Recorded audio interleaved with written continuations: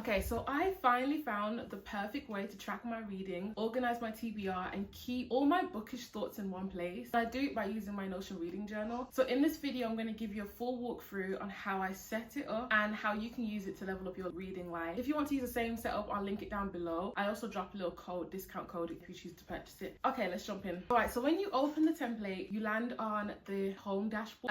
I laid it out so like I can quickly access like my current reads and update like the number of the pages that I'm on. To the side, you can see like a navigation bar, which makes it so easy when trying to move through like the different pages, because there's quite a lot of different pages on here, so different ways to view your books. You can see your library, which is just all your books, and then you can see your TBR list, which is all the books you want to read. On the side, you can see your goals, so you can create goals or challenges. So here I've got my 2025 goal, which is to read 50 books, and then down below I kind of want to read all the Emily Henry books. That's another goal. I've actually read Book Lovers, so I need to add that to that reading goal. But down below there's some quick action buttons, and this is just so you can add like a book really quickly, or you can add a new series, again a quote, author, or a new word that you learned. I wasn't thinking about adding the new word thing, but I realized like as I'm reading, like there's a lot of words that I'm like, what does that even mean? And I'm like, yeah, okay, actually I want to kind of save these so I can like grow my vocabulary. But if you do want to add any other quick action buttons, it's really simple. I'll show you how to do that at the end of this video. As you scroll down again, you can see quick links. So I've got my link to my Libby and my Goodreads if I want to quickly access my Libby library from here, or again with Goodreads you can add any links that you want. But next up, my wish list and my read for this year. So this is just a roll up of all the books I've read this year, and then obviously my wish list is anything I want to buy. So I can click the buy button, or I can add it into loaning, for example if I get it from Libby, or if I'm lending it from the Kindle library.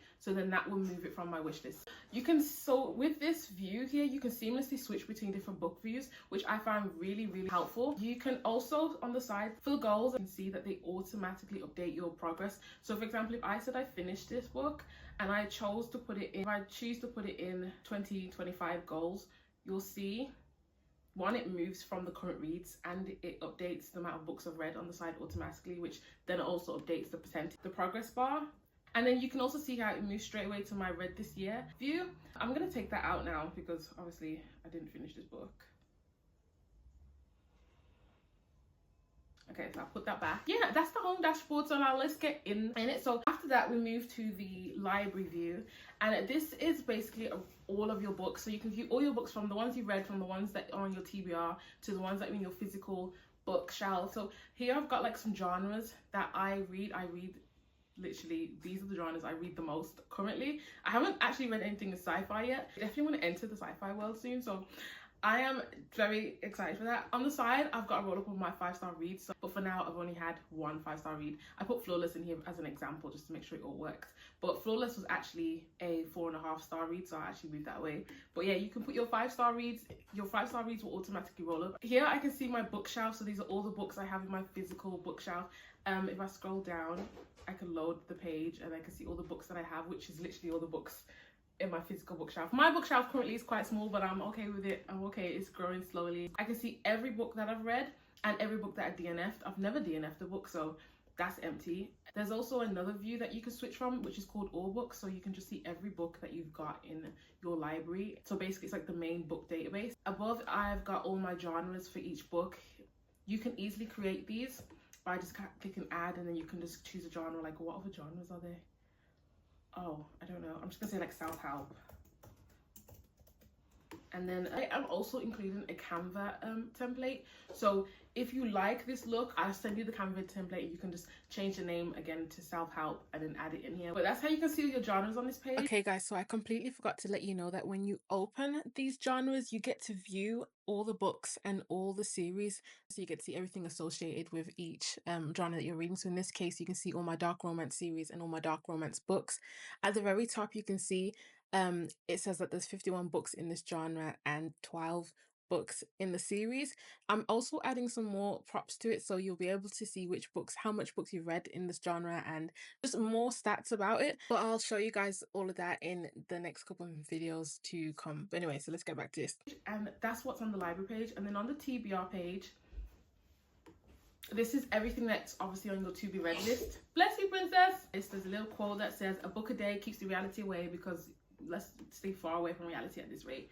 I have at the top, obviously these are my to be read list, but these are the immediate ones. So these are the ones that are next up. I can click this and click start reading. So like if I finish the Emily Henry book that I was just reading, I can easily come here and click start on the next one that I want to read, and then it automatically moves over. So if I should give you an example now, if I click that I've started reading Hooked now, and I go to my home page, you can see that it's updated on the home page. So let me even like take this off now, because let me just move it to next up back and go back to the TBR list, and then you can see it's back here for when I'm ready to read it.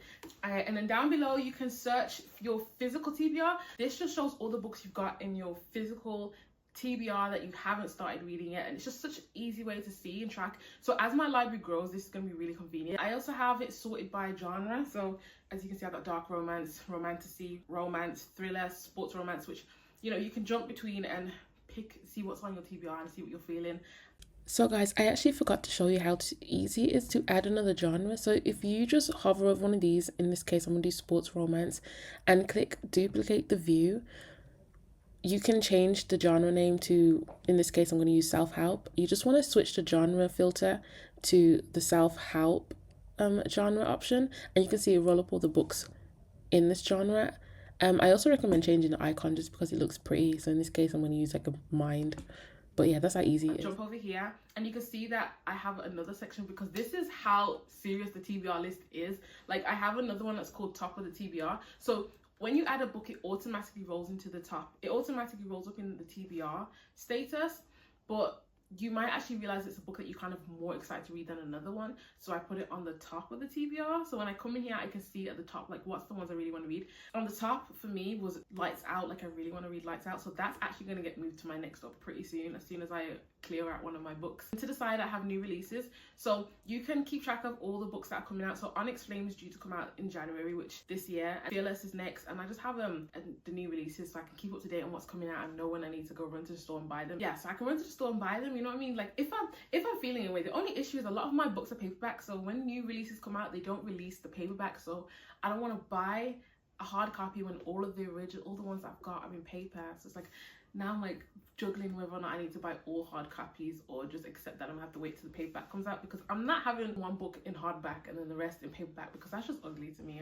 You know what I'm saying? Like there's an aesthetic to reading. There's like, obviously reading is A1, but there's also aesthetic to having a cute shelf, and I'm not having a hardback next to a paperback. Like that's stupid to me. Anyway, so after that we have another view, which is series, and again you can see all your series. These are all the series in there. I used to do it so like you could see the pictures of the book, which I might do, but when you automatically add a series, you'll get this like this picture just to keep them all pretty and keep them all like organized, keep them all looking nice when they're all together. But if you want, you can literally add the images, which I'm trying to decide. That's why I haven't updated them all yet. I'm trying to decide whether or not I want the images or whatever.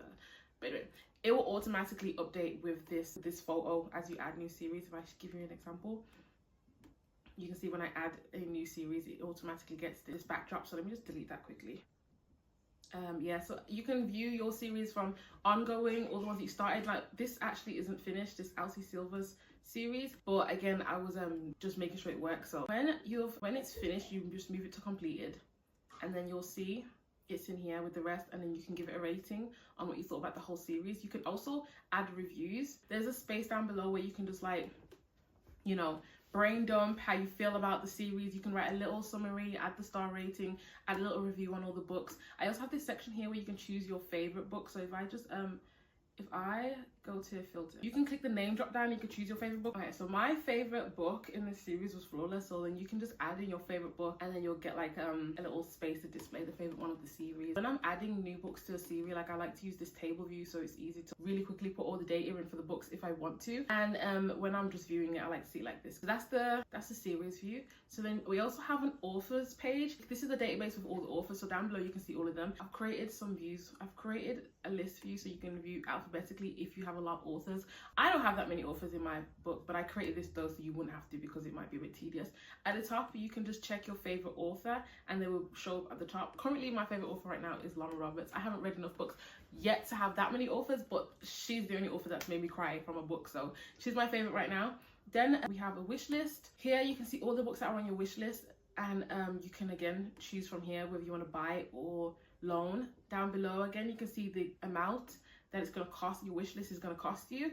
You can add links to the stores you want to buy the books from, And then again, you can see new releases. So if any of these new releases are in your wish list, they will show up on this page, and all of these are in my wish list, so that's why they're on this page. But they're not showing up in my budget because obviously they're not available to buy. Onyx Flame isn't here because technically Onyx Flame has been released now. This is the wishlist page, and then we go to the goals. This is where you can add goals or challenges. So down below you can see the ongoing goals that you're starting. You can see all of your challenges, and you can see completed challenges. So obviously I completed 2024's goal challenge of 14 books because I just started in October, and I didn't think I would actually read 14. My original goal was actually 5, but I didn't think I was actually going to be this much of a reader. And then we also have a new challenge that I'm thinking about starting, which is the alphabet challenge. And to decide, you can write a description, which is, in this case, read every book for every letter of the alphabet. You can simply add a new challenge by clicking the box below or using the blue button to click new. I forgot to show you what the inside of these templates look like. So when you open your goals template, you can see the percentage bar on your progress. You can see how many books you've read versus your goal, and you can see that the status at the top are pinned. Down below you can set a start date and an end date, and then you can see a roll up of all the books that you've read, and if you've DNF'd any books in your goal. Down below there's a little space for you to like brain dump at the end of your goal, so you can write down any memorable reads or anything significant that happened in your journey, any expected discoveries or any personal growth, because maybe you did this challenge for some form of personal growth. To decide, again, I always have the 5-star reads. I just think it's when you find a 5-star read, it's so amazing, like you just want to see all the time. Iron Flame is actually not a 5-star for me. Like I haven't finished this book, but I just did it as an example to test it, and that's what that looks like. So I also have vocabulary, which again, this is why I add the new words I've learned. Bar up here will update by the newest word that you've learned. So after like a few days, it will move down to just your general vocabulary book. And then after that, I also have mobile view, which is just what I use on my phone to quickly update like the pages. Like if I'm sleeping and like if I'm in bed and I've just finished reading, I just take out my phone quickly and update the page number that I've left on. You can see it automatically update and then tell me how much pages left in the book, which I kind of like, especially if you're reading off like Kindle, because Kindle doesn't tell you how much pages you got left. And it's one thing to like have a book and like physically look at like, okay, yeah, I'm getting through this book, there's like a couple this much left. So I like to see how much pages are left this way. So when I'm ready to add a new book, I just click this button here that says a new book. And if I just think of an example book, like I can see in the bottom corner, Icebreaker, you just want to go down to the author and you can pick what author it is. You can add Hannah Grace. So now she's already an author in here, so I can just tick her and add her in the list. But if you're adding an author that's not in here, for example, let's say me, Felicia Blake, like let's say I wrote a book and I'm not already saved in here, you can just click this button here, which will add an author to your author database, and then you can pick what number book this is. So if this is a series, you can choose whether it's book 1, book 2, book 3 or whatever, or whether it's a standalone. In this case, obviously Icebreaker is a standalone. You can choose oh actually no, that's a lie, Icebreaker is actually book 1, but it is also a standalone, both of them. When you get a new series and you're just like, I don't know what order to read it in, you can see that this is book 1, book 2, book 3, so you know the order to read, especially when you get stuff like Zodiac Academy. Like there's so many books in there, and it's just nice to be able to organize like the order to read it when you're ready to get through them. Both of them. And then series, what's this series for the Icebreaker? I don't remember what the series is called for this book, so I'm just gonna say, I'm gonna say the series is called Icebreaker Land. So bad. Let's just say that this series is called Icebreaker Land. You can create a whole new series here as well and click new series. You can pick the rating, which obviously you would do once you finish the book. Down below you'll see that there's a status bar. Every book you add will have the status of TBR by default, and here you can choose whether or not it's like at the top of your TBR list, or whether it's actually a book you want to read like next up immediately. It's a book that you already started reading, it's a book that you've read, or a book that you've DNF'd. You can add as a genre by clicking this little search button here. You can search for a genre. So in this case it's a romance book. Again, if there's a genre, if it's part of a genre that you haven't read, for example, let's say it's part of self-help, yeah, you can easily click here to add a new genre called self-help. So yeah, you can easily add genres that don't exist, or add series and authors that don't exist if they're not already in your database. Once you've done that, there's a toggle that says new book. So whenever I add a new book, I like to go through these. You don't have to add these. Sometimes I can't be asked and I'll just literally write the name of the book and leave it for another day, or sometimes I'll attach at least the author and the series. This is where I like to add any information I know about the book. For example, is it the ownership? If it's a wish list item, maybe I'm adding this book because actually it's a book that I want to purchase soon, I'll add it to wish list. Or if I have it in my library, I'll I'll put it in owned, and if I'm planning on lending it or I've got it on loan currently with Libby, I'll just choose loan. This is where I choose basically the ownership for the book. You can choose the book format, so whether it's an audiobook, a Kindle, a physical book, or maybe you've got it on Libby. Page numbers, if you know how many pages are in there, you can update that now. I don't add the page numbers in a book until like I've actually started reading it. So once I've picked up a book to read it, then I'll like have a look at how many pages and I'll add it in once it's in my current reads. You can add the price, you can add the link, you can add the publication date. I don't really add the publication date because honestly I don't care. Unless it's a new release, then I'll add it on there, because then then it will go into my new releases if the publication date is like in the future. That's what I do whenever I add a new book. And then once I've finished the book, I use Iron Flame for example again. I'll click the finish button from the home page, which will then open a side peek. And the reason why I set it up to open on a side peek is because I like to update straight away. It will open up and I can pick the goal, what part of a goal of it is. If it's part of my reading goal, I'll add it in straight away. I'll update the current page. So in this book, 786. And when I do that, the percentage bar will go to 0. Once you click finish, the status will automatically change to read, and down below you can write a 1-sentence review. I'll just say something quick, and as you can see, it will show up in this section over here as a 1-sentence review. And then obviously you scroll up and you want to give this book a rating. So in this case, I'll say like, oh, I love this book so much, it was 5 stars. However, if you want to go into way more detail on any of the books you read, down below every book that you add, there will be a reading journal template. So here you can go into way more detail on all the books and create mood boards for the books. You can choose your ratings, your spice rating on the book, whether you think it was high, plot twist, like how good of a twist it was, emotions. You can even talk about the writing. You can go into as much detail as you want down below and give the book a little summary. Write all your thoughts and feelings, add your favorite quotes from here. So for example, one of my favorite quotes from Iron Flame was oh no, it's not Iron Flame. Don't borrow tomorrow's troubles. It's actually one of my favorite quotes, but that's actually from Fourth Wing, but I can't think of any for Iron Flame because I haven't finished it yet. But yeah, so you can add your favorite quotes, and you can also choose any new words you've learned, write the meaning of the new word on the side. I created this reading journal template so that I can improve my reading comprehension, because sometimes I want to read and I just want to talk about the plots. I just want to be like, oh my god, the plot twists were twisting, and oh my god, the spice.